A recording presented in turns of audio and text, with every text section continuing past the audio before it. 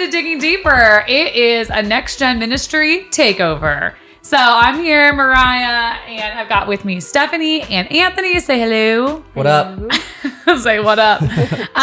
And we just wanted to take it on over because yesterday was all about kids around the world, our OneMeal packing. And so I want to talk a little bit about kids around the world, kids here in San Diego, kids here at our church at Rise City.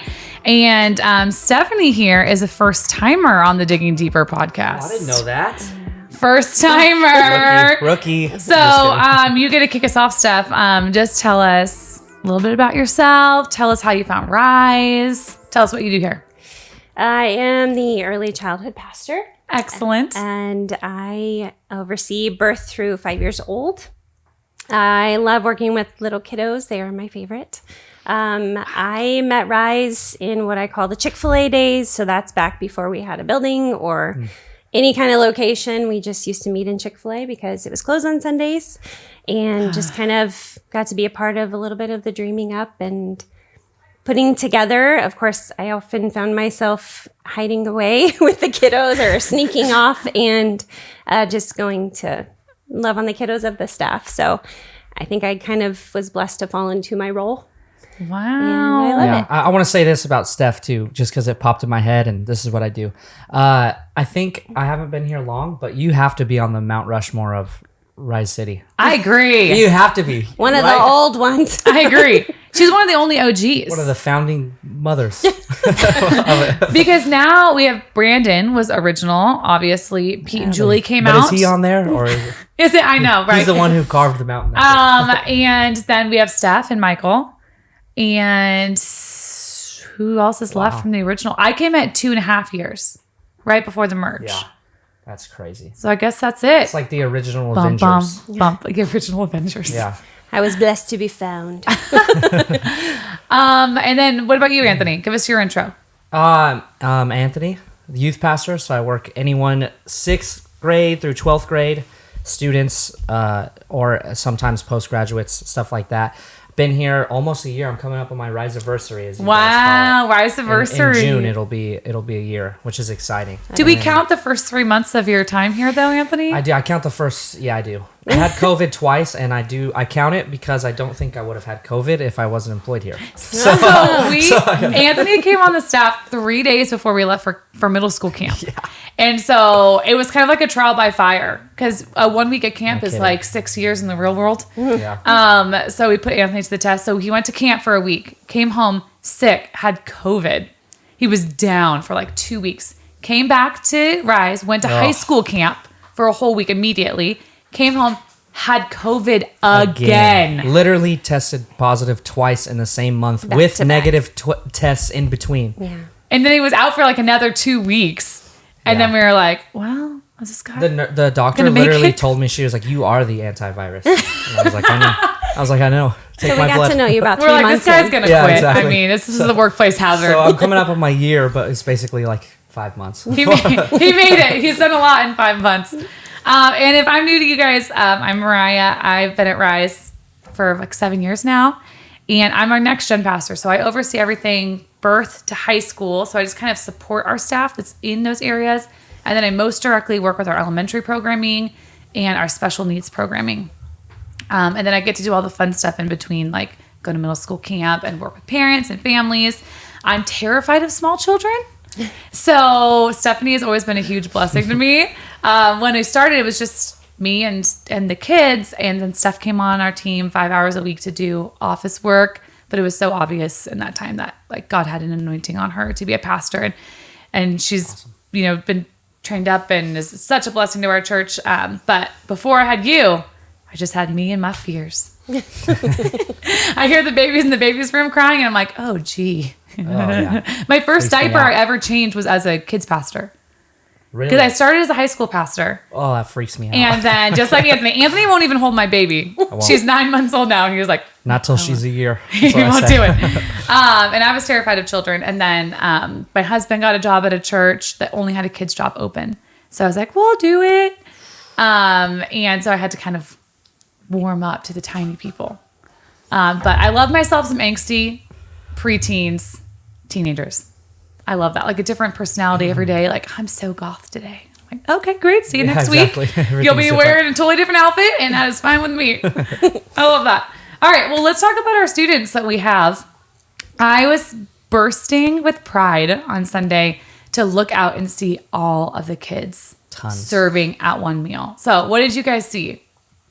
Did it make you as proud as me? Yeah, I was super proud for sure, especially because I think that with high schoolers specifically, middle schoolers is a little different, right? Because it's like your parents, you go where your parents go. Yeah. But there were so many high schoolers there that I know for a fact drove themselves too. And what's even cooler to see was the fact that they brought other people. And it's like, it's easy to look at that as, oh, we don't have a regular scheduled program. It's my week off, or I can stay home this week. But what's cool is I felt like it was almost double the amount of like regular attendee high schoolers because they all were bringing friends or they'd show up with their family. And So it was cool. like, it was just so cool to see like how contagious it was. Yeah. What do you think makes it contagious for them? I mean, like, you think, like, normal world, right, doesn't work with teenagers. They see the high schoolers of this generation, and they're like, they're just losers of a generation. These COVID kids, they can't even get to school on time. Like, but you're telling me the high schoolers went out of their way to get people to come to serve others. So what do you see? Yeah. Well, I think it's part of it is intentional programming beforehand, to be honest. I'm biased, so I'll always talk highly about the whole youth team altogether, but we intentionally have been talking about this for about a month and promoting like what it means to serve, why this is something that's important, how we can put other people first. And so I think that definitely has a part to play in it. But I also think like as far as it goes for high schoolers and students who might not be like the most confident when it comes to their own faith, I think it's easier to say, hey, we're packing meals for kids in third world countries than it is to say, come to church with me. As weird as like as weird as that might sound, Because like everybody wants to do something bigger than themselves in the world. Exactly. And they're not like in all the meetings we are and stuff. So like we know, what's happening 3 weeks from now. They show up every week not knowing what's being preached, not knowing what's going to be said. And I think that sometimes that there might be a little bit of fear in them of, well, what if I invite them and they show up and we're talking about something, it's a weird one. Yeah, or we're 16 weeks deep into Leviticus or something crazy that's like, they're going to have no idea what's going on. And so I think it was just honestly like an easy invite that everyone wanted to be a part of. I love it. What'd you see? I actually saw some little kids in there, and it was really fun. Like literally barely able to get that scoop up into the funnel. And it was so great to see what we advocate for so strongly, that your parents, as parents, you're the biggest spiritual influence in your kids' lives, and seeing them in there, encouraging them and giving them a seat at the table, at this giant table with this high impact thing that we're doing.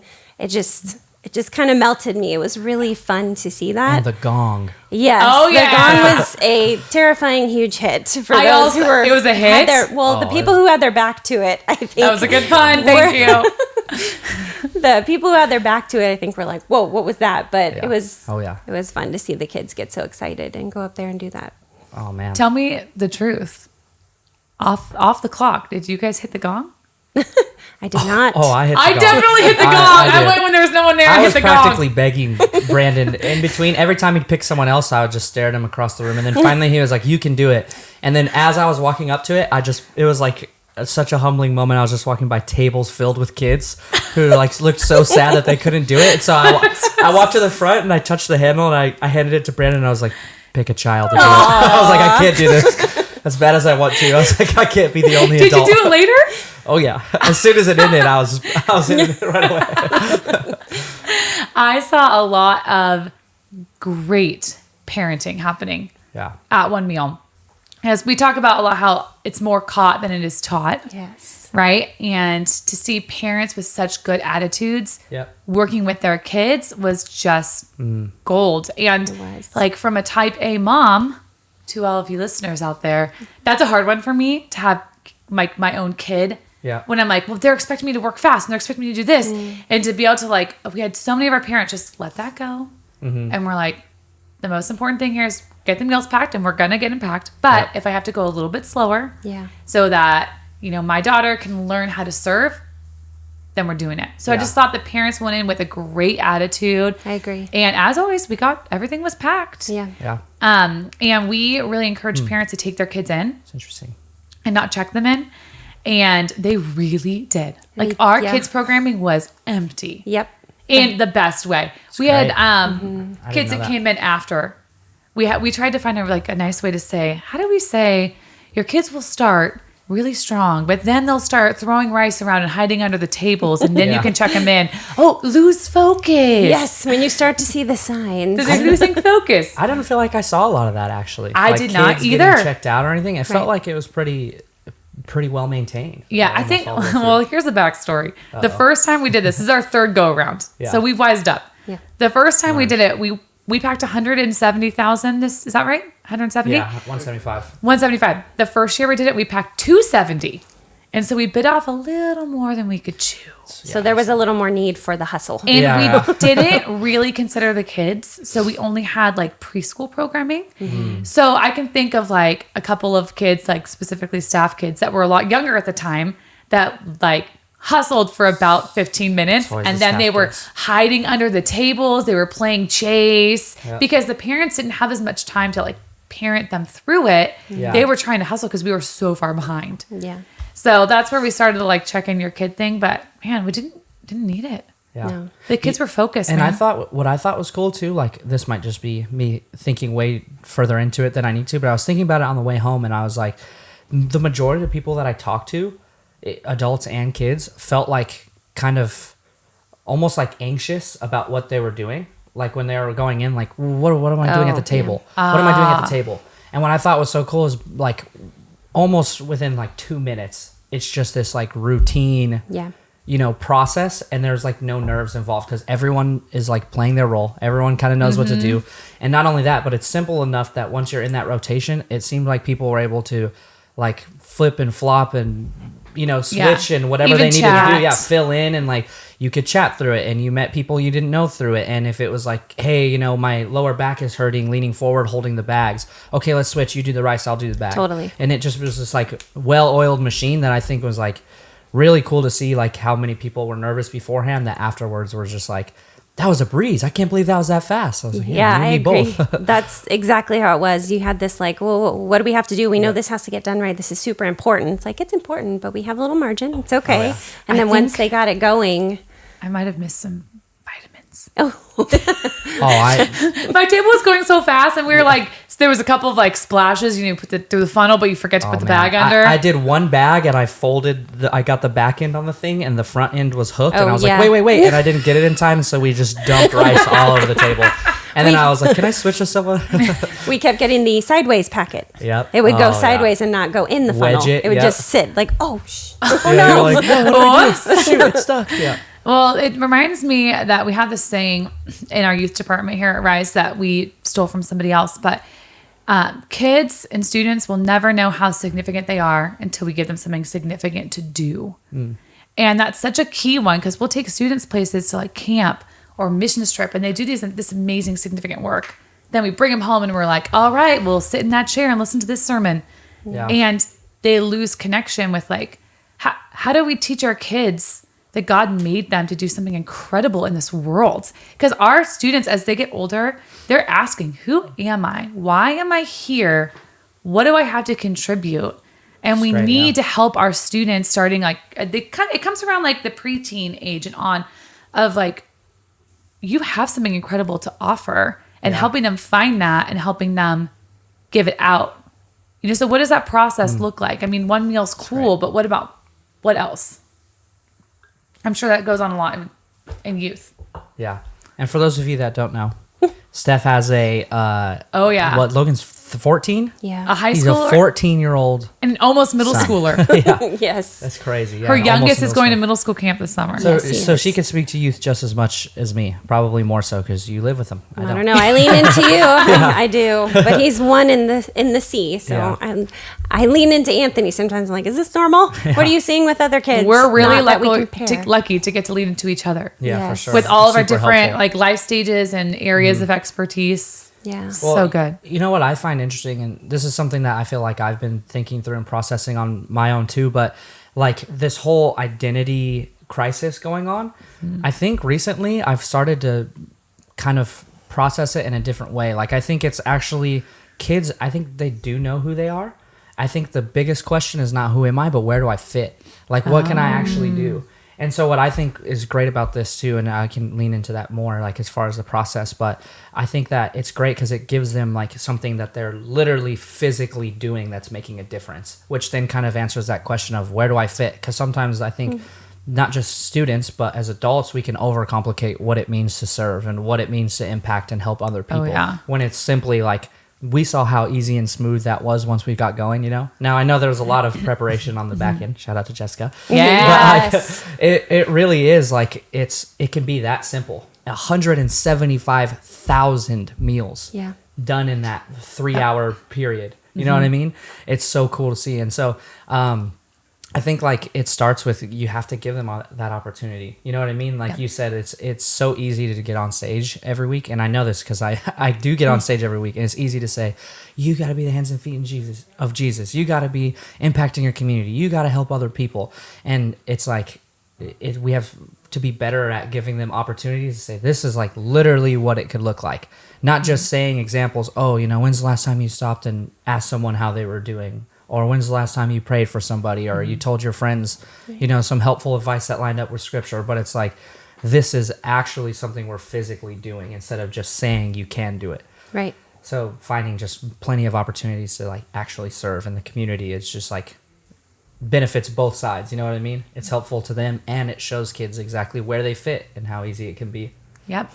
I agree. And it was fun to highlight, like, yesterday during our pre-service meetings for early childhood, talking about, hey, OneMeal's today, so exciting. I know most of these early childhood kids are not going to be in there, but we can still talk to them about it. We can talk to them about when they're a little bit bigger, they get to do this. But even now, some of the crafts that we do, some of the ways that we encourage them to have some impact is we'll do like notes and thank yous to members of the community who serve, like mailmen or, you know, That's cool. just different. Are you a doctor or any occupation really? Or sometimes it's been like our custodial staff, like, thank you for keeping our building clean. Thank you for your role that you fulfill that makes a difference. And just showing them how they can kind of move outside the walls is really fun because I think it's so selfless. That's what I like is it's like, even if you like preaching through the context of like, oh, you can serve your family, you can serve your friends, that's still within your own personal little bubble. You know, kids in a third world country, you get nothing in return from doing that.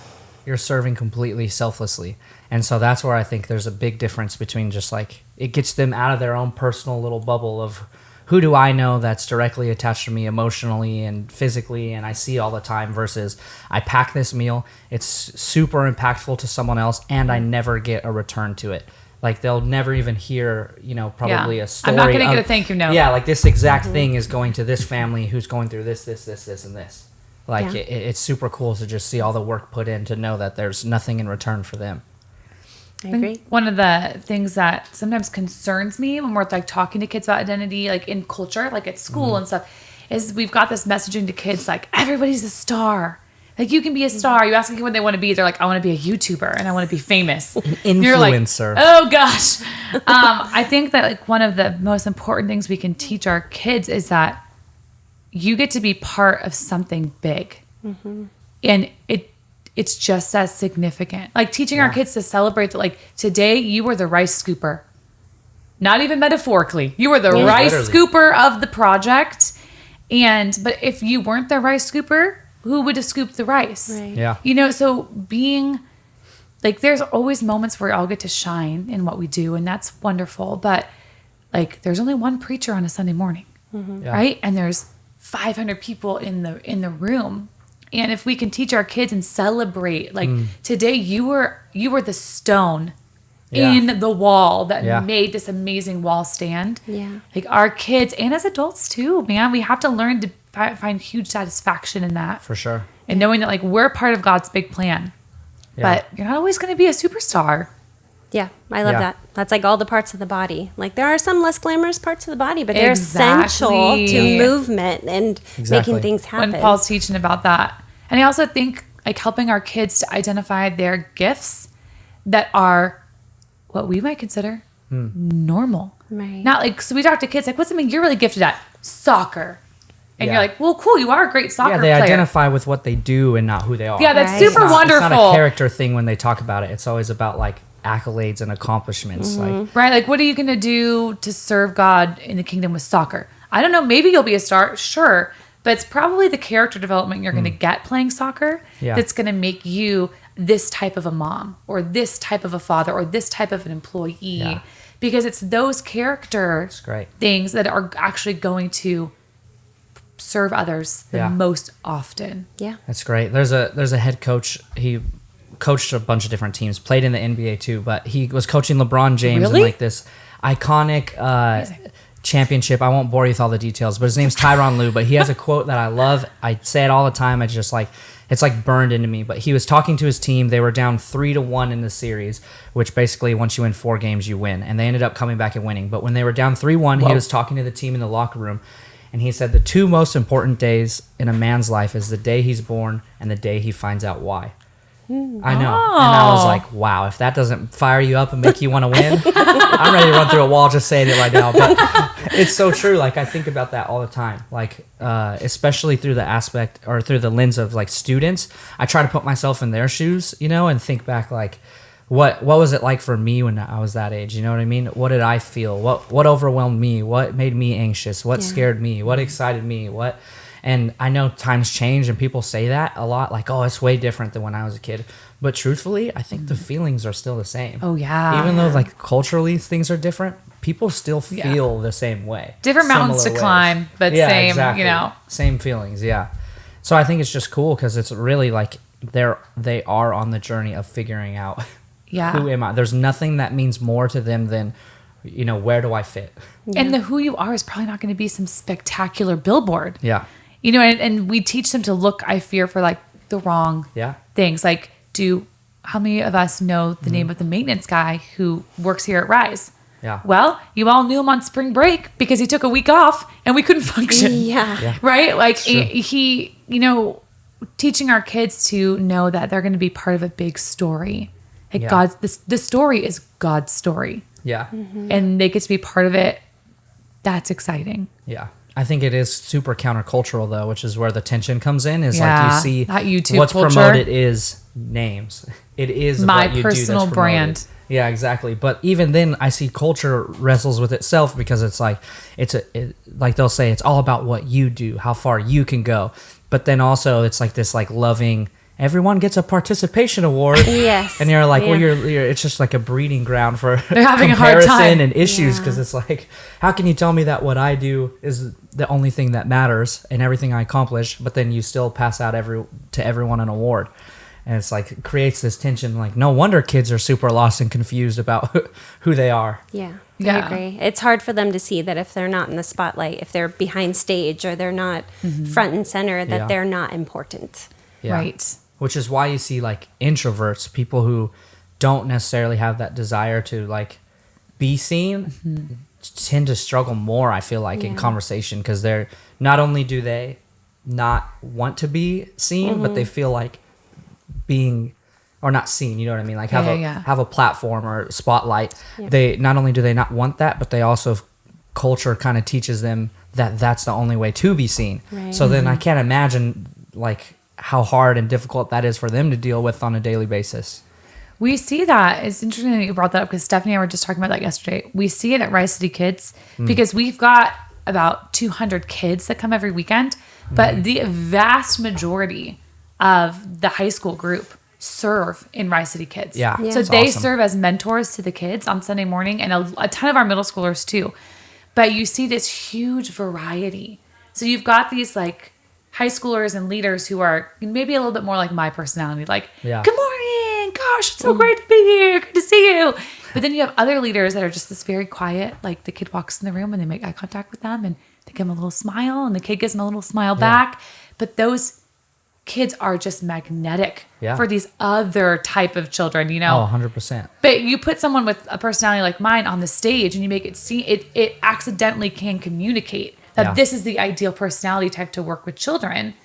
But our students are showing us every day, our introverted high school students, Yeah, that they're the ones who the kids want to see when they come in. for sure. It's You know- consistency too. Oh, yeah. That's such a Yes. big thing with it is if you show up once every 6 weeks, then you're never going to relate or connect or break those barriers. And I don't think you have to be like super extroverted and energetic. Like that's like a big youth ministry myth, for example, is people think, I'm not hype enough to be in youth ministry. It's like, great, but there are things about you. Yeah, you are uniquely wired, right? And created in such a specific way that there are parts of you that can connect with kids that I would never be able to connect with. There are parts of you that, are going to be able to reach kids that I would never be able to reach. And also probably everyone else on the team. Right. And so it's like, you're just as valuable regardless if you're like, I'm going to play every game and be screaming and showing up with face paint versus I'll just kind of hang with this group of 2 or 3 people. Yep. And your history plays into it too. Oh, so like sure. I've got history growing up in the church in my experience that relates to a lot of our Rise kids, but like you two have different backgrounds than I do that totally connects with a different group of people. How have you seen God use your particular story to connect with the next generation in a different way? I think for me, in early childhood, I'm the weirdo that doesn't run from a screaming baby or an upset toddler. I have this, I think, quickly put, my childhood, I didn't feel like I grew up in an environment where I was, there wasn't a ton of parental involvement. It wasn't a coddling environment. You could say latchkey, I guess, but they're just, we were kind of on our own a lot, and there was, it was what it was. But I think it's really given me these building blocks to just want to bring comfort to little kids. And one of the things with early childhood is these kids need to feel comfortable in their environment, or they're not going to thrive. They're not going to want to stay. And I just feel like God has really turned what was once dark in my life, things that I struggled with, into just this ability to bring a lot of comfort and a desire for that, to see them comforted and just really want to connect with the parents and help the parents feel comfortable as well, like leaving their little kids. And I always tell our leaders, like, I don't feel like it's just babysitting. It really is so important for you guys to shepherd these kids well and give them a loving, comfortable environment where they are going to grow up knowing church is a comfortable place. Church is a place that can come and feel comfortable and loved and shepherded. And I don't know how much of what you teach them they're going to remember, but they're going to go into those next levels feeling like they have a place where they belong. So they're going to remember the feeling. Right. And that's what we want for our, like, bottom, like top line, we want our kids to leave their high school having an authentic, real relationship with Jesus. Yeah. But on the bottom spectrum, we want every kid that comes through our doors to leave being like, church was a place where I was liked and I was loved. I felt known, needed, Yeah, and so that when they hit that next spot in their life, they'll think to themselves, I can go back to church. Great. And it really starts when they're young. For sure. What about you? I mean, your history? I think tons of ways, honestly. Like I see God, everything, like you said, God pulled you out of those dark places and kind of used it. It's the same exact thing. And I think what I found, especially in this current season, that like God is using from my past is I was popular in high school. Like there was popular like sports kids, but then there was like maybe, and this is not like in a boastful way, just being real, but like me and maybe 2 other people in the school that were like popular in a way that was like we were cool with the athletes and jocks, whatever you want to call them, and then we were also like cool with the quiet kids or maybe the people or students labeled as like outcasts.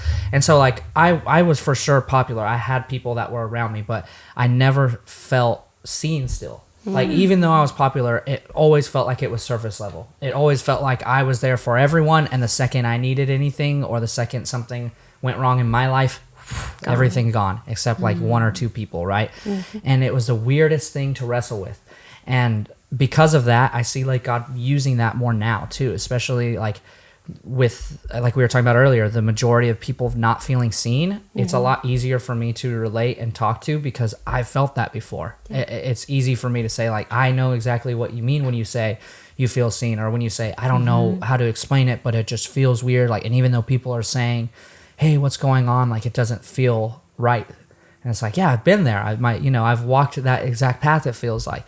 And so I really see like God kind of use me and the way that I was able to learn to love myself and realize that not only I have people in my life that actually care about me, like genuinely and authentically, but I have God who cares about me genuinely and authentically. And once I was able to grasp that, then it didn't matter who I felt like did or didn't care about me around me, because I knew I got the ultimate approval. And so I'm able to like be on this journey alongside of students, and it's such an interesting thing for me because I never saw it coming, like when it was happening, and now it's like, so cool. Oh, this is interesting. Yeah, it's like I remember feeling that way. And so it honestly is like helpful both ways. Hopefully it's impacting them, but also it's showing me like, you know, as bad and as low as those moments might have felt, God was doing something. Like he was preparing me for this. Yep. You know what I mean? And it is a process. Like if he would have gave me everything I have now then, it would have crushed me. Yeah. It would have crushed me. Even young Christian Anthony, when I was like wanting to take on the world and be like, I used to have such big dreams and aspirations. And once I finally felt called to ministry, I'm like, I want to preach in the Roman Colosseum, like all these giant things. And it's like, it's a process to it. Let's make it happen. It doesn't look the way you think, right? But like I said, if he would have given me everything I have now then, it would have crushed me. And so it's so cool to be on that journey with students and say like, you legitimately have no idea what's coming. Like you have no clue what God is going to do in your life with all of the pain and hurt and loneliness and everything you're feeling right now. So that's exciting. Yeah. My history is actually in reverse of yours. It may be more similar to the kids that we're raising in the church, where I came to Christ when I was 14, and my relationship with him felt really real from that time. It wasn't like a circular thing for me. But I had not really come up against anything challenging in my life at that point. Like I'd never had someone I really loved pass away, or like I got a list before I was 14. I know. So it's reverse, but it's what we're hoping to raise our kids like. You know, But then when I hit my first like big hard things in my life when I was 18, 21, like I had that foundation of God in my life, and even though it felt like the waves were like throwing me around, my feet felt solid. Yeah. Like I knew I was in trouble and this wasn't good, but I didn't feel unhinged. Yeah. And that was because of the investment people had put in my life to help me understand God at a young age. I had small group leaders. I had youth pastors. I had parents. You know, so it's between like God assembles a team like this to be able to minister to all of our kids and all of our families. Yeah. Which is awesome. I love both your stories because I love that. Like I know that.